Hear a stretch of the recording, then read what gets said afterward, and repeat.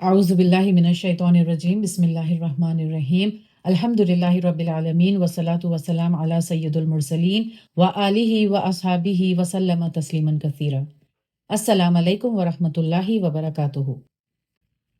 हम आज उनकी ज़िंदगी का जायज़ा लेंगे जिसे अल्लाह ने हमारी इबादत और हज के मनासिक का हिस्सा बनाया। ये बात हम अक्सर सुनते हैं कि इब्राहीम अलैहिस्सलाम और उनके बेटे इस्माइल अलैहिस्सलाम ने किस कदर अजीम कुर्बानियाँ दी, लेकिन हाजरा अलैहिस्सलाम की कुर्बानी भी उतनी ही बेमिसाल है जिसे नज़रअंदाज नहीं कर सकते और जो दोहराए जाने के लायक है। हज का एक अहम अमल है सफ़ा और मरवा के दरमियान 7 मरतबा चलना या दौड़ना, जो असल में बीबी हाजरा के उस अमल की याद है जब वो अपने बेटे इस्माइल के लिए पानी तलाश कर रही थी। ये अमल उनके हौसले, तवक्कल और अल्लाह पर यकीन की निशानी है। और ये सिर्फ एक यादगार नहीं, ये अल्लाह की तरफ से एक पैगाम है कि कभी-कभी इबादत सिर्फ सजदे में नहीं, बल्कि दौड़ में भी होती है। बीबी हाजरा को मुसलमान सिर्फ एक माँ नहीं, बल्कि अक्लमंद, बहादुर और परहेजगार औरत के तौर पर रिस्पेक्ट करते हैं।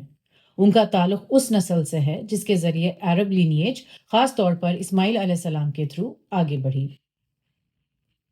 उनकी जिंदगी का हर लम्हा अल्लाह के लिए था, लेकिन एक खास अमल ऐसा था जिसे अल्लाह ने हमेशा के लिए जिंदा कर दिया।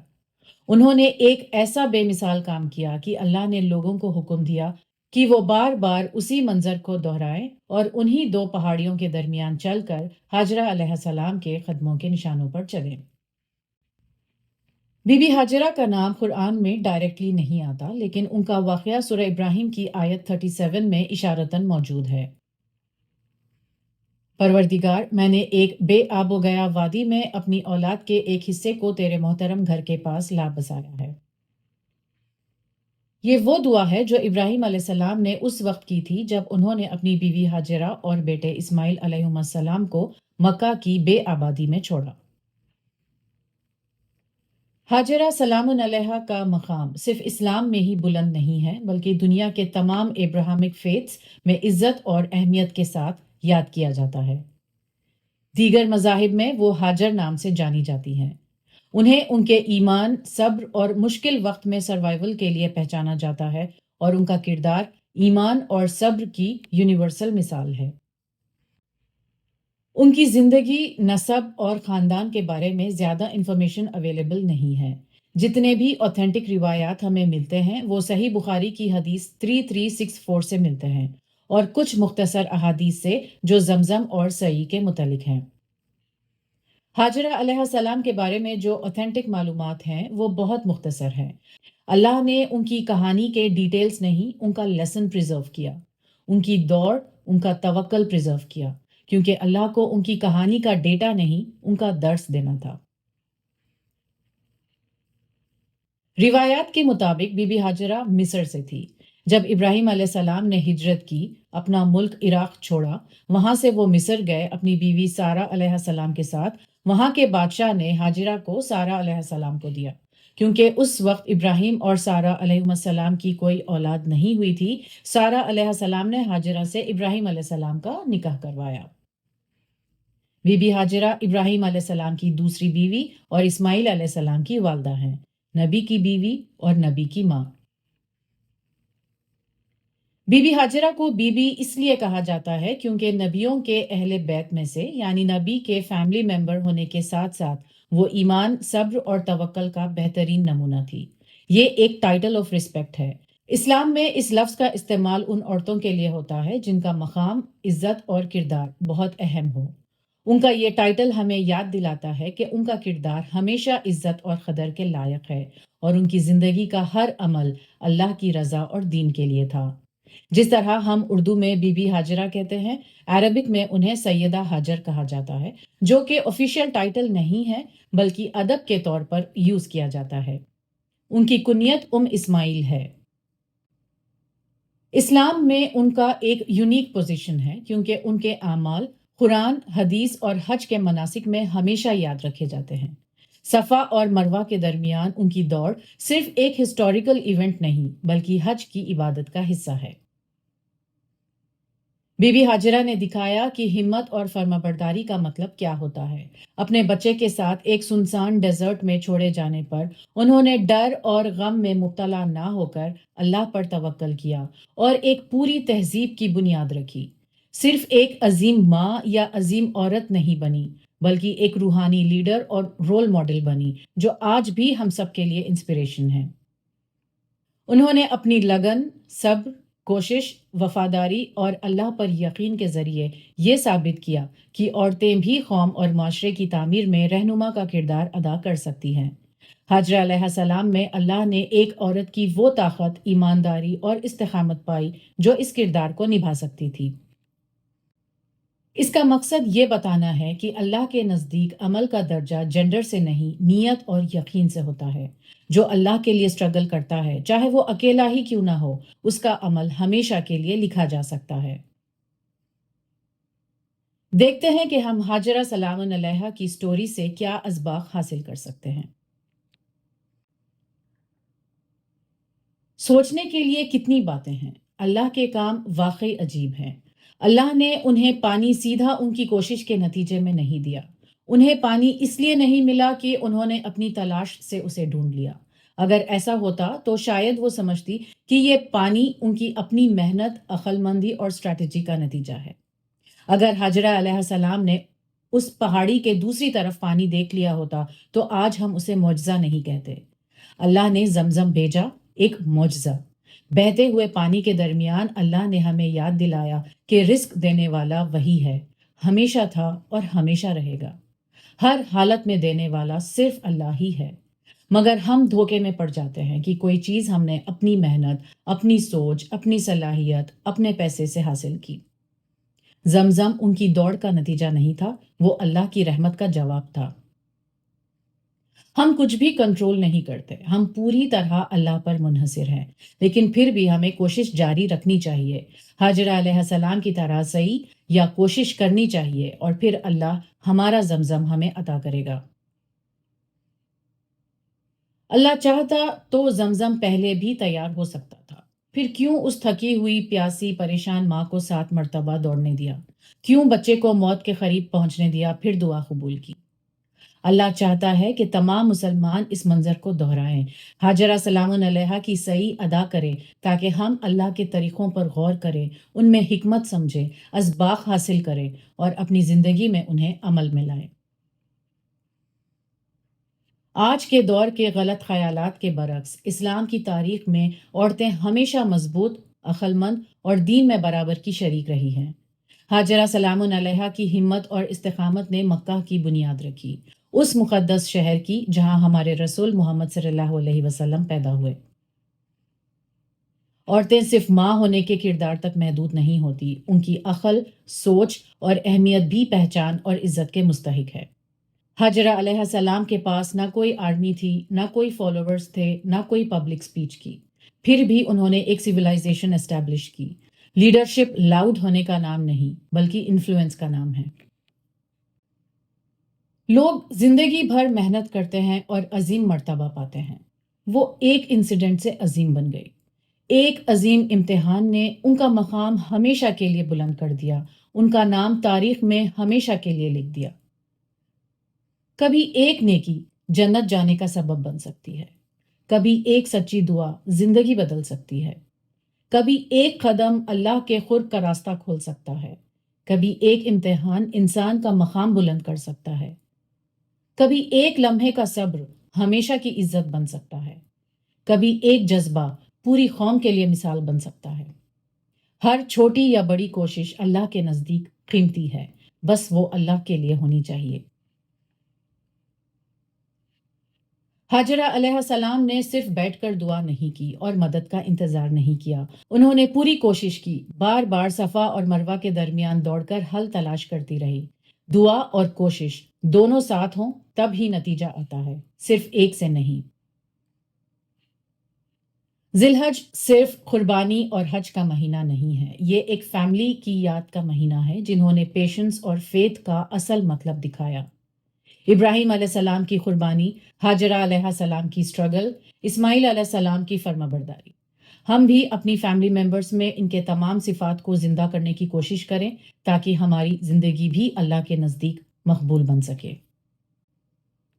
عورتوں کے خلاف بولنے والے لوگ، عورتوں کو کمتر محسوس کروانے والے لوگ بھول جاتے ہیں کہ جب حج کا فریضہ انجام دیتے ہیں تو اصل میں وہ ایک عورت کے قدموں کو ریٹریس کرتے ہیں۔ ہاجرہ علیہ السلام کے کردار کی یاد کو تازہ کرنا اس لیے بھی ضروری ہے کہ آج کے دور میں لوگ بھول گئے ہیں کہ اسلام نے عورت کو کیا عزت اور مقام دیا ہے۔ عورت کی امیج کو لے کر کبھی برین واش نہیں ہونا چاہیے۔ عورت نہ اپنے آپ کو مرد کے برابر جتانے کی کوشش کرے، نہ ان پر فوقیت حاصل کرنے کی۔ بس یاد رکھیں کہ جس جگہ بھی ہے اللہ نے بہت اہمیت عطا کی ہے۔ عورت کو نہ اپنے آپ کو ثابت کرنے کی ضرورت ہے، نہ مقابلہ کرنے کی۔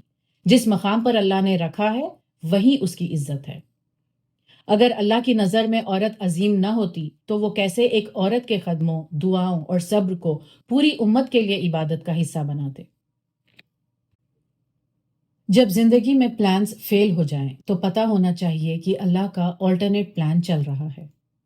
شوہر کے ہاتھوں سنسان جگہ پر چھوڑے جانے پر کیا ہاجرہ علیہ السلام کو اندازہ بھی تھا ہوگا کہ یہاں کچھ ایسا ہوگا جو رہتی دنیا تک لوگ ان کا ذکر کریں گے، انہیں فالو کریں گے، اپنے مذہبی فرائض پورے کریں گے۔ کبھی کبھی اللہ ہمیں کمفرٹ زون سے نکال کر مشن زون میں ڈالتا ہے۔ ہاجرہ سلام علیہا کی زندگی میں بہت سی مشکلات آئیں، separation, lack of resources, single parenthood. اللہ نے ان کے سب سٹرگلز کا اجر دیا۔ صرف اجر ہی نہیں دیا، ایک ماں کے درد کو عبادت کا طریقہ بنا دیا۔ اللہ کو سب پتہ ہوتا ہے، ماں کی قربانیاں، تکلیفیں، جاگنا، صبر، ایفرٹس، ایموشنل ایگزوشن۔ کوئی بے شک اس کی قدر نہ کرے، اللہ کے نزدیک یہ قیمتی ہے۔ یہاں ایک یاد دہانی ہوتی ہے کہ ہر قربانی اور صبر کا صلہ ملتا ہے۔ اللہ کے یہاں کوئی آنسو ضائع نہیں ہوتا، چاہے دنیا اسے دیکھے یا نہ دیکھے۔ ہاجرہ علیہ السلام کی زندگی ہمیں یہ سبق دیتی ہے کہ پرسنل اسپریچول گروتھ صرف بڑے کام سے نہیں آتی۔ ہر چھوٹی یا بڑی مشکل کا، ہر دن کی سٹرگل کا اگر ہم توکل اور ایمان کے ساتھ سامنا کریں تو ہمارے ایمان اور صبر میں اضافہ ہوتا ہے۔ ہماری روحانی ترقی بھی اسی طرح ہوتی ہے۔ کیا ہوتا اگر وہ پہلے چکر کے بعد رک جاتی، یا اگر وہ کہتی کہ بس اب اور نہیں؟ ایسا ہوتا تو نہ زمزم ہوتا، نہ مکہ ہوتا، اور نہ حج کا یہ منظر ہوتا۔ صفا اور مروہ کے درمیان سعی کے 7 چکروں کا کل فاصلہ تقریباً 3.5 کلومیٹر ہے، جو کہ قریب تر ہے 4,500 سٹیپس کے۔ یعنی ہم سعی کے دوران 4,500 سٹیپس چلتے ہیں۔ ہم جب اس وقت چلتے ہیں تو سارے فیسلٹیز کے ساتھ چلتے ہیں۔ ہمیں پتہ ہوتا ہے کہ اس کے بعد ہمیں آرام کرنا ہے۔ ہمیں بس یہی فکر ہوتی ہے کہ یہ کب ختم ہوگا۔ ہم سعی کرتے وقت کبھی ہاجرہ علیہ السلام کی حالت کو امیجن نہیں کرتے۔ ریگستان کی گرمی، بچے کی پیاس، پتہ بھی نہیں کہ کچھ ملے گا یا نہیں۔ اس حالت میں 4,500 قدم جب وہ دوڑی، ان کے پاس نہ پانی تھا، نہ کوئی مدد، نہ امید، صرف ایک یقین کہ میرا رب مجھے اکیلا نہیں چھوڑے گا۔ انہوں نے اللہ سے بہترین امید رکھی تھی۔ اللہ نے صرف ان کی امید پر پورا نہیں اتارا، بلکہ ان کو اس سے بھی زیادہ عطا کیا جو انہوں نے سوچا تھا یا دعا کی تھی۔ جب زندگی میں ہم کبھی اپنی کوششوں میں تھک جاتے ہیں تو یاد رکھیں کہ اللہ ہماری محنت دیکھ رہا ہوتا ہے۔ کتنی دفعہ ایسا ہوتا ہے کہ ہم کوئی نیک کام شروع کرتے ہیں لیکن ہمیں امیڈیٹ ریزلٹس نہیں نظر آتے تو ہم وہ چھوڑ دیتے ہیں۔ شاید ہمیں فوراً نتیجہ نہ ملے، لیکن اگر نیت صاف، کوشش درست اور توکل مضبوط ہو تو وہی چھوٹی سی کوشش ایک دن صدا کے لیے مثال بھی بن سکتی ہے۔ ہماری سعی میں تھکان ہوتی ہے، ان کی سعی میں یقین تھا۔ زمزم ان کی دوڑ کی جگہ سے نہیں نکلا، وہ اسماعیل علیہ السلام کے قدم کے پاس سے نکلا۔ لیسن ملا کہ رزق کبھی کبھی وہاں سے آتا ہے جہاں سے ہم امید بھی نہیں کرتے۔ ان کے توکل کی انٹینسٹی اس لمحے سے سمجھ آتی ہے جب ابراہیم علیہ السلام انہیں اور اسماعیل علیہ السلام کو سنسان وادی میں چھوڑ کر لوٹنے لگے۔